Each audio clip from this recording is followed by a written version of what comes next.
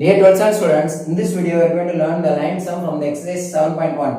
A ladder 17 meter long is leaning against a wall. The base of the ladder is pulled away from the wall at the rate of 5 meter per second when the base of the ladder is 8 meter from the wall. How fast is the top of the ladder moving down the wall? At what rate the area of the triangle moving formed by the ladder, wall and the floor is changing? So ரெண்டு கேட்டிருக்காங்க. ஒன்னு வந்து top of the ladder, அதாவது இதான் ladder. This is the wall and this is the floor.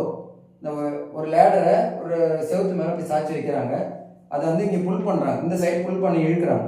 So pulled away from the wall வந்து இப்படி இழுக்கிறாங்க. எந்த வேகத்துலனா 5 metre per செகண்டில் இழுக்கிறாங்க. இது இப்படி இழுக்கும்போது மேலேருந்து இந்த லேடர் கீழே இப்படி இறங்கும் இல்லையா?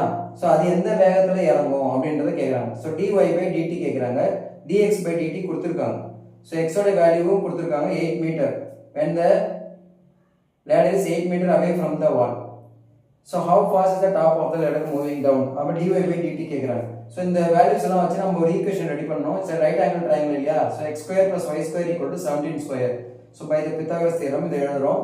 Value of x is 8 square இத சப்ஸ்டிட்யூட் பண்ணி y ஓட வேல்யூ கண்டுபிடிச்சிடலாம். y ஓட வேல்யூ 15 meter.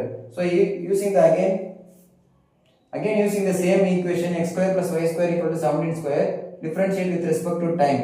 The differentiate பண்ணினா 2x into dx/dt plus 2y into dy/dt. ஏன்னா இங்க ரெண்டுமே சேஞ்சிங், x உம் சேஞ்சிங், y உம் சேஞ்சிங். கான்ஸ்டன்ட் டிஃபரன்ஷியேட் பண்ணீங்கன்னா 0. 2 ஆல டிவைட் பண்ணீங்கன்னா 2 ல கேன்சல் ஆகும். 2 gets cancelled. Now substitute the values. x ஓட வேல்யூ 8, dx/dt கொடுத்திருக்காங்க 5 meter per second.